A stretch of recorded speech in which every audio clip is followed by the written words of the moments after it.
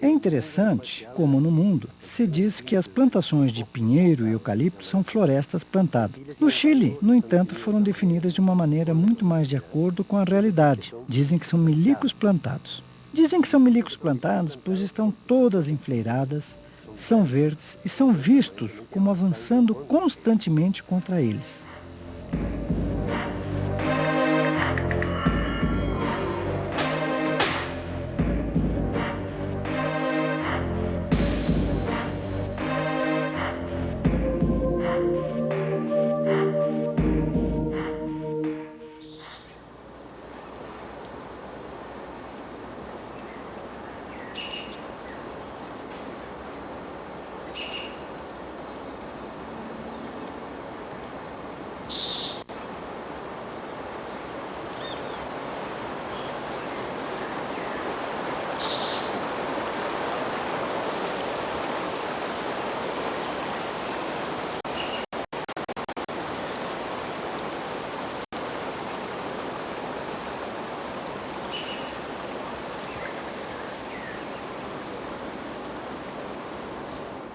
Uma floresta não é um conjunto de árvores. Uma floresta é um ecossistema completo que inclui o funcionamento da água, o funcionamento dos solos, a fauna, a flora junto das árvores, os arbustos, os cipós, as plantas epífitas, as parasitas.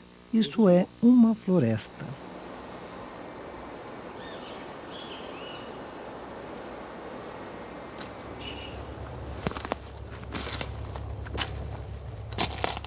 Quando a gente olha para o solo em uma plantação de pinheiro, vê que existe uma acumulação de folhas de pinheiro, de folhagem, na qual praticamente não há vida. A gente não vê pássaros vivendo, não vê insetos. Para a fauna, do ponto de vista alimentar, é um deserto. No caso das plantações de espécimes exóticas, de monocultura, o que a gente vê é o que se sente é um grande silêncio. O único barulho é quando a gente vai quebrando os galhos que não estão decompostos. E não estão decompostos justamente por não existirem a flora e a fauna. Todas, macro e micro, flora e fauna, que são as que decompõem a matéria orgânica que vai caindo das árvores e a devolvem ao solo. Ou seja, há uma série de impactos que se repetem justamente por não serem florestas. Então, para nós, a questão central, quando se fala nessa problemática, é que não sejamos contra as plantações em si. Somos contra um tipo de plantação. Mas, por sua vez, do ponto de vista conceptual, é importante defini-los como cultivos. O primeiro problema que surge, geralmente, é que elas são de grande extensão e quase sempre ficam em terras ou florestas que já estavam sendo utilizados pelas comunidades locais. Então, nessas comunidades locais, são atingidos em todos os seus meios de sobrevivência. Eles ficam sem terra.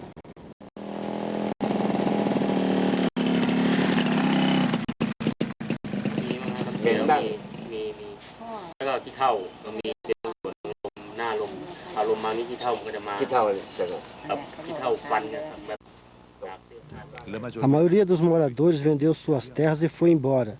Quando a empresa começou o plantio de eucalipto perto dos arrozais, a água começou a secar e eles descobriram que não era possível cultivar o arroz. Um por um foram embora, deixando suas terras. Foram trabalhar em outro lugar, como peões, ou com a empresa. De alguma coisa eles têm que se sustentar.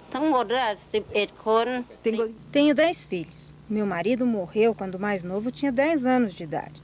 Tive problemas nos nervos por causa do choque de sua morte. Somos muito pobres, tenho que criar sozinho os meus filhos. O meu genro precisava de dinheiro. Usamos meu terreno como garantia. Depois ele não pôde pagar o empréstimo. E a empresa quis ficar com meu terreno, pois tinha dívidas e não podia pagar.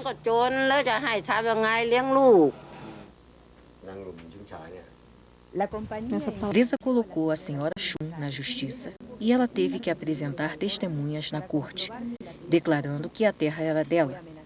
Foi ameaçada e amedrontada pela empresa e pela polícia. Finalmente, graças à intervenção dos seus advogados, o juiz sentenciou a favor dela.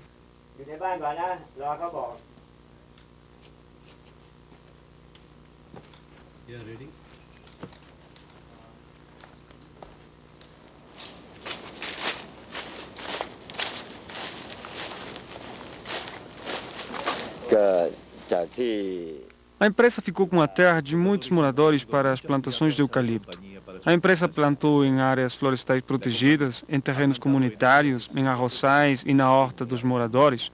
O governo quer fingir que as plantações de eucalipto são a mesma coisa que uma floresta nativa, mas está errado. Elas são um cultivo como outro qualquer, onde a colheita é feita cada 5 ou 6 anos. บริษัทเนี่ยก็มาทำ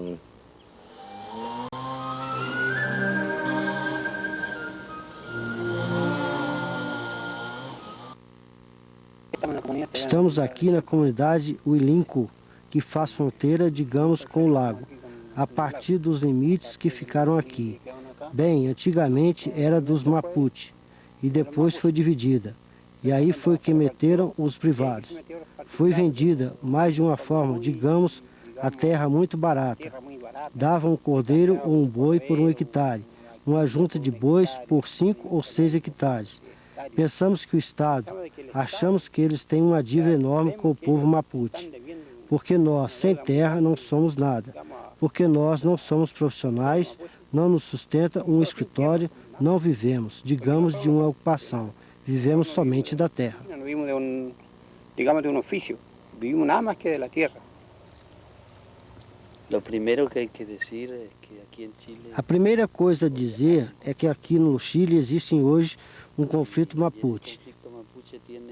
Esse conflito Mapuche tem para nós 3 aspectos que estão ligados e poderíamos chamar assim.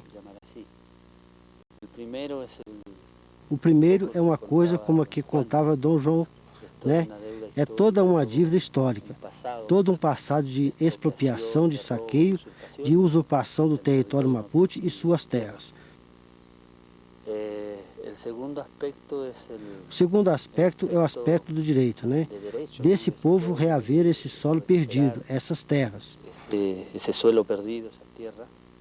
Isso por essas terras, na imensa maioria, estarem atualmente em poder das empresas florestais, está causando um grave problema ambiental. As plantações que vemos aqui atrás de nós envolvem implicações para o lago. Aqui se faz fumigação de helicópteros, de avião, são despejados produtos tóxicos que depois, com a chuva, através das bacias, vão dar no lago. A erosão quer dizer também, dá para perceber que avança rapidamente, pois o corte rende, que é o que se pratica aqui. É uma das técnicas de derrubada mais nociva que existe, pois não fica nada. Depois então, por estar na ladeira, por causa da chuva, todos os produtos vão parar no lago.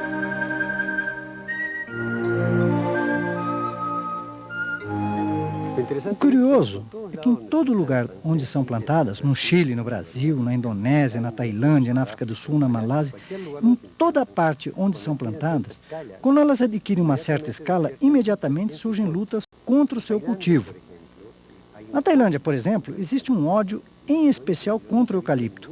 Um ódio como eu nunca vi em nenhum lugar do mundo. E para dizer a verdade, o motivo é muito simples. Eles são camponeses e o seu principal alimento é o arroz. O arroz é vida. Quando se planta eucalipto, além de tirar parte de suas terras, o eucalipto tira toda a sua água. Sem água, não há arroz possível. O eucalipto é conhecido como a árvore egoísta. O eucalipto modifica os níveis da água. Os pequenos arroios estão desaparecendo e a terra vai dessecando, ficando dura. Vocês podem ver. Depois das chuvas, o solo seca muito mais depressa. Antigamente, o solo retinha a água da chuva de 10 a 20 dias. Agora não.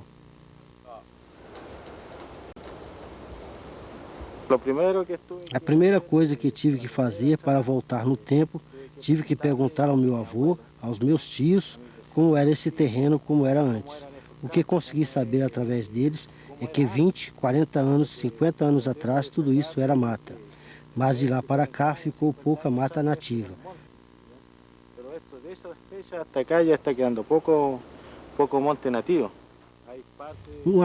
Existe uma parte que eu conhecia há 20 anos, que era uma montanha tão bonita, tinha uma água tão bonita, de repente, quando eu vou lá ver, há 20 anos, e quando eu vou ver agora, não acho mata, não acho montanha, não acho água, não acho nada. Então isso doeu, Por causa disso, nesse momento, estou recuperando o pouco que restou da mata nativa. Com o meu vizinho, estamos instruindo os jovens para valer, nisso de tentar cuidar das florestas nativas.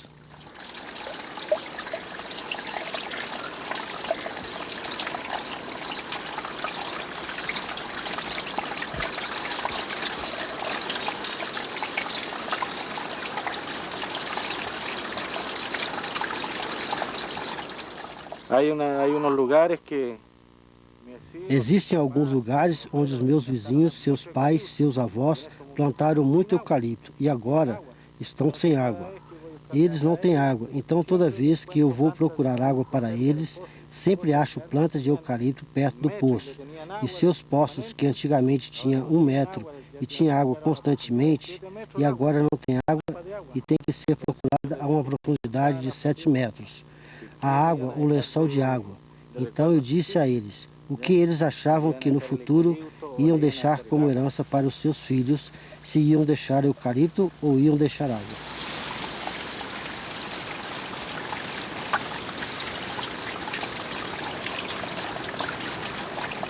O que acontece depois? Essa é a questão. Se a gente olha para a história, vê que aquilo que deixou este tipo de monocultura, promovida em escala internacional e em escala mundial, resultou na total destruição da vida das pessoas e dos ecossistemas onde essas pessoas moravam. Bom, o que passou? Primeiro, a apropriação da terra que pertencia ao camponês que ali morava. Segundo, trouxe um boom econômico na região, do qual pouco saiu beneficiada a população local. Quem ganhou foram os poucos. Quando os empresários desaparecem, simplesmente vão embora, o que eles deixam é um desastre total. E as pessoas acabam vivendo muito pior do que antes.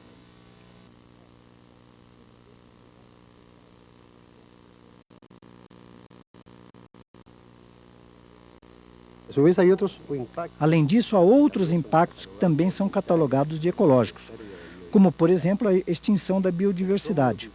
Como são monoculturas e ocupam grandes extensões, a flora e a fauna local, todas elas tendem a desaparecer. E essa queda da biodiversidade, o que significa em termos da população local? Por um lado, a biodiversidade faz parte de sua dieta diária. As pessoas que moram em áreas tropicais de florestas vivem, em boa medida, das florestas. Nutrem-se das florestas. Tem a farmácia nas florestas. Elas fornecem os remédios. Tiram a madeira para acender o fogo e se aquecer. A floresta é um grande armazém, uma grande farmácia que fornece quase todos os bens para eles.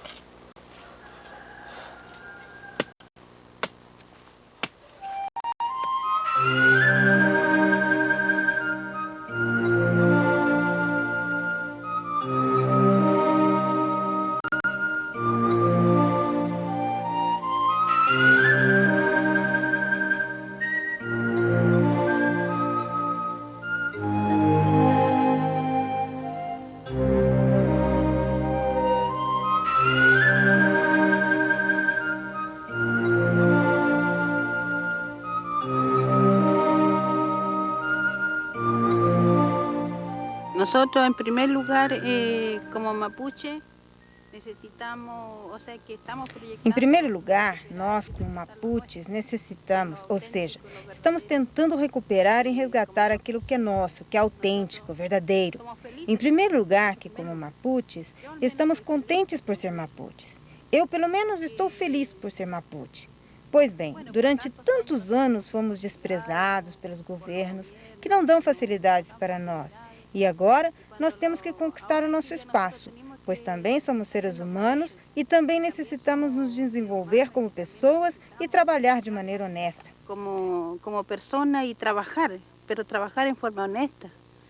E os recursos los temos os recursos, ou seja, recursos naturais, para não falar no dinheiro. Os recursos estão aí. O lago tão bonito, lindo, a paisagem, lindas árvores e a terra. Então nós procuramos dar ao pouco que temos um tratamento especial, resgatando aquilo que é autêntico, aquilo que é orgânico.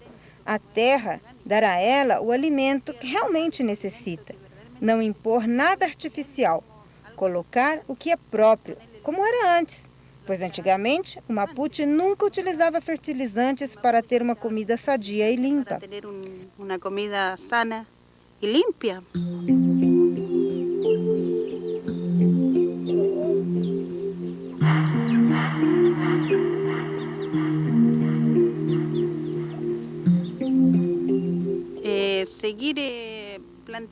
Continuar com o plantio daquilo que é nativo. Por exemplo, tudo aquilo que é árvore natural, não o pinheiro como estão impondo aqui os Winca. Tudo aquilo que é araucária, pode ser o meninho, a aveleira, o boldo, são todas árvores naturais. O aile, para nós, servem para tantas coisas como para tingir a lã. Servem como alimento, como sustento e também para trabalhar. A vida é difícil, mas eu gosto, adoro. De jeito nenhum eu iria novamente ao povoado, mesmo que tivesse dinheiro. Não, não iria, pois iria me sentir aprisionada. Pois aqui tudo é livre, calmo e sadio. E aqui não, pois livre, todo livre, tranquilo e sano.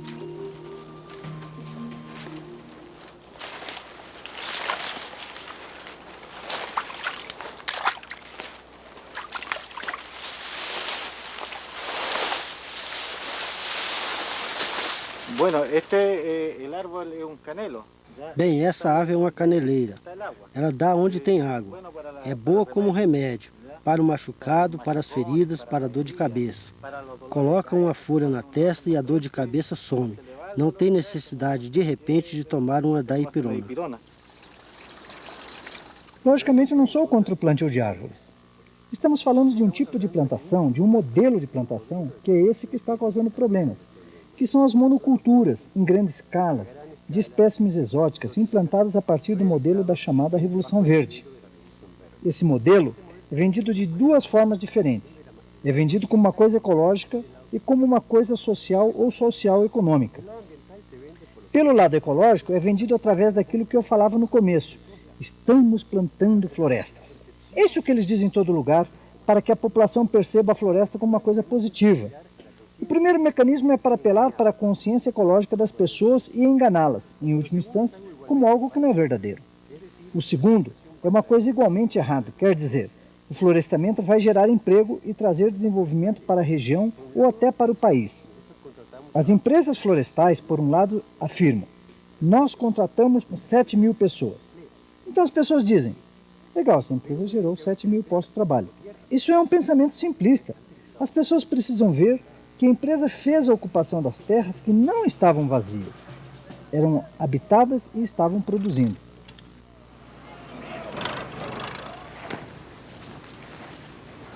No Espírito Santo e na Bahia, no Brasil, a gigante Aracruz tem mais de 200.000 hectares plantados e é a maior produtora de celulose de eucalipto do mundo. O padre José Kupfman entrevistou um camponês que não quis vender as suas terras à empresa.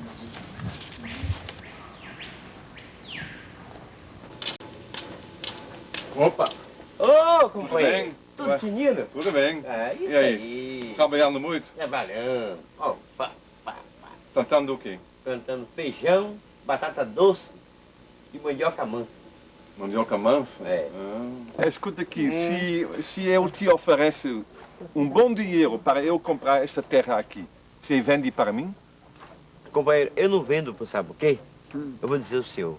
Porque minha ideia não dá para mim trabalhar em outro canto. Não dá para me negociar porque o meu estudo é pouco.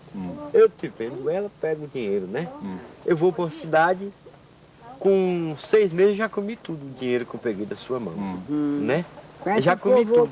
E daí eu vou viver mais de quê? Eu já velho não aguento mais dar. A firma não me quer mais. Já tô velho. Eu não quero mais você não aguenta. E daí? O que é que eu vou fazer? Por que tantas outras pessoas venderem a sua terra? Porque eles não pensaram. Tiveram a memória mais fraca de que a minha. Muita gente que vendeu, arrependeu. Arrependeu, mas não teve mais jeito. Fizeram muitas promessas para eles que ia melhorar a situação. Que vendeu as terras, tá tudo fundo, sem nada. Como é que é? Até morreu. Como é que é? O cara até morreu, que não teve mais o que comer. Já ficou velho, não pôde mais trabalhar. E não teve a terra para trabalhar. E não fez firmeza nenhuma na terra, quer dizer, assim, com o dinheiro da terra. Não fez nada. Então não é bom negócio vender a terra, não. Não.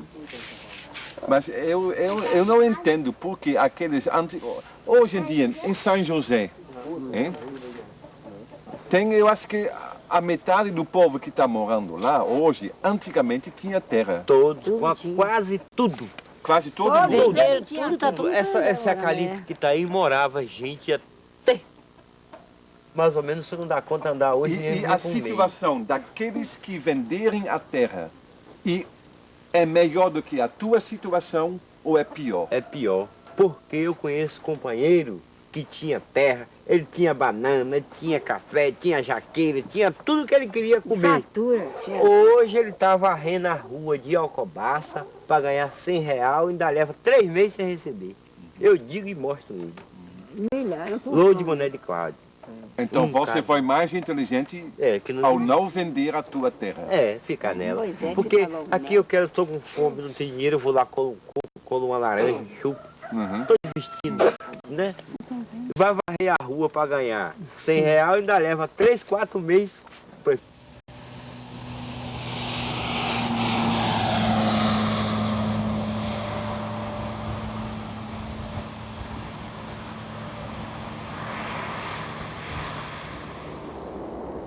En África del Sur, as plantações de pino, eucalipto... Na África do Sul, as plantações de pinheiro, eucalipto e acácia cobrem pelo menos 1,5 milhão de hectares, alterando os ecossistemas naturais de pradaria, onde pode ser encontrada a maior biodiversidade do país.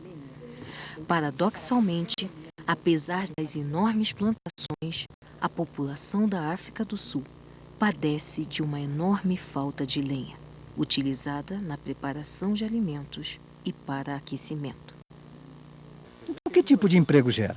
Gera emprego à beça a nível da plantação, quando a mesma é instalada. Mas é um tipo de emprego, é um emprego temporário, em condições péssimas, com má alimentação, moradia ruim, etc. É um tipo de trabalho não desejável quando a gente aspira a melhorar a qualidade de vida de todo mundo. Mas o pior ainda é que esse trabalho acaba quando terminam as plantações. E praticamente no período que vai do plantio à colheita não existe trabalho. Existe apenas um serviço de vigilância mínima. Além disso, é vigilância contra a população local. E quando é chegada a hora da colheita, que antes gerava bastante emprego, pois vinham os motosserradores com suas equipes para trabalhar, agora com o equipamento moderno, as colheitadeiras, praticamente não gera emprego no momento da colheita. Atualmente uma máquina faz o trabalho que antes faziam várias turmas de abatedores.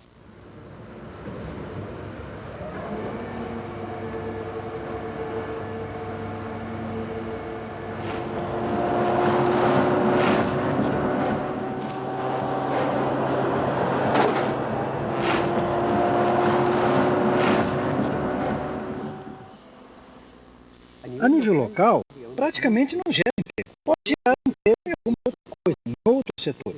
Pode gerar emprego emprego, por exemplo, quando do transporte da madeira. Aí é possível que gere alguma coisa. Se a produção está voltada para a celulose, a produção de celulose praticamente não gera emprego. Essas plantas gigantescas, com um custo altíssimo de cerca de $1 bilhão mais ou menos cada planta, não gera mais que 200 ou 300 empregos. Além disso, não se trata de empregos destinados à população local, pois são empregos altamente qualificados que trazem pessoas de outra região que já conhecem o assunto. Então, a nível local, o tipo de emprego gerado por cada planta de celulose é serviço de faxineiro, de segurança, aqueles que recebem o pior pagamento e são os mais simples.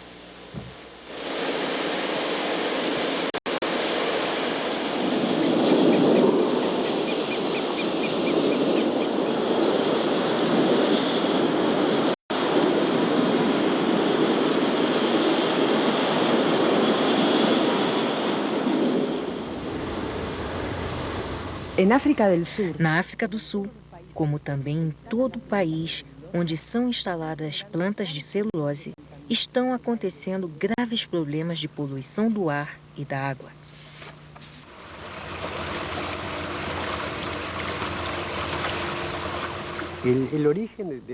A origem dessas plantações que estão crescendo, em especial nos países tropicais, é realmente muito simples. A questão é que a Europa praticamente já não tem florestas exploráveis para produzir madeira e papel em quantidade suficiente para o consumo que eles têm. A mesma coisa acontece nos Estados Unidos e acontece no Japão. Quer dizer, por um lado, os grandes consumidores estão percebendo que as florestas que tinham desapareceram ou estão prestes a desaparecer. Por outro lado, nesses países existe um movimento grande, um movimento ecologista forte, que luta para proteger as poucas florestas primárias que ainda restam. Então, a grande indústria mundial do papel ficou de olho no Sul e está promovendo ou plantando diretamente nos países do chamado Terceiro Mundo. E por quê? Em primeiro lugar, a terra é barata, se comparado com o que custa nos Estados Unidos e com o que custa na Europa ou no Japão. A mão de obra é muito barata e isso também é muito importante. E as regulamentações relativas ao meio ambiente não existem ou são elásticas demais para empregar um termo bonito. Além disso, nestes países, as árvores crescem muito depressa. Enquanto que na Finlândia pode levar 80 anos para crescer, no Brasil cresce em 5 e no Uruguai em 6. Por sua vez, em todos esses países, os governos beneficiam direta ou indiretamente este tipo de monocultura. E por que fazem isso? Os governos são pressionados por organismos como o Fundo Monetário Internacional, o Banco Mundial, pela questão do pagamento da dívida externa, pelo fato de terem uma economia voltada para a exportação. O problema é que, para que isso seja vantajoso, tem que ser uma matéria-prima barata. E para que ela seja barata, e é isso que está acontecendo agora em todos os países do Sul, ou em quase todos, o Estado subvenciona esse tipo de plantação para baixar os custos. Os cidadãos de cada país, na realidade, estão subvencionando as grandes empresas florestais e, em consequência, estão subvencionando aos consumidores dos países do norte. No Chile, por exemplo, quando uma empresa florestal instala uma plantação, depois de um ano, eles devolvem 75% do que ela gastou. Em outros países como o Uruguai e o Paraguai, devolvem 50% e na Argentina é a mesma coisa. As empresas florestais não pagam absolutamente nenhum imposto, enquanto todos os outros produtores, agropecuários, industriais, têm que pagar impostos. E também, no caso florestal, ainda é pior, por dois motivos. Por um lado, porque são empresas enormes, com enorme poder econômico, que não têm necessidade desse tipo de coisa. E em segundo lugar, pois a nível local implica que os municípios deixam de arrecadar uma quantia enorme de dinheiro que antes arrecadavam e agora tendo que gastar mais do que antes para consertar todas as estradas que as empresas florestais destruíram.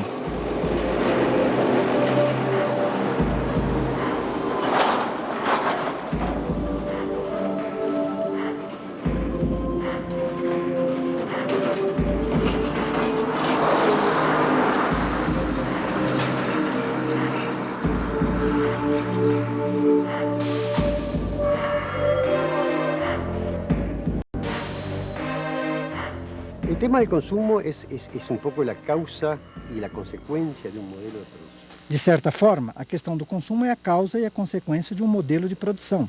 Esse papel não é empregado na fabricação de livros, como se costuma dizer. Tem gente que diz, mas quanto mais papel, mais pessoas serão alfabetizadas. O problema é que o grande consumo de papel não está voltado para a produção de livros e a alfabetização das pessoas.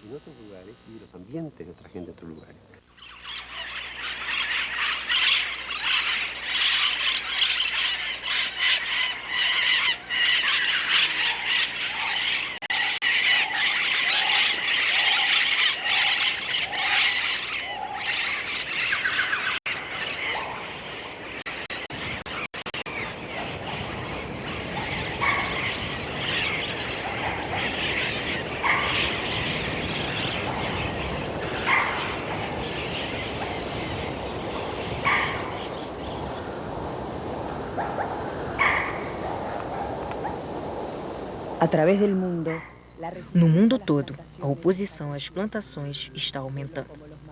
Povos como o Mapuche, no Chile, o Tupiniquim, no Brasil, e as diversas etnias na Tailândia estão recuperando as suas terras ancestrais, em poder das empresas florestais. Florestas primárias como estas são valiosas demais para serem substituídas por uma colheita de papel.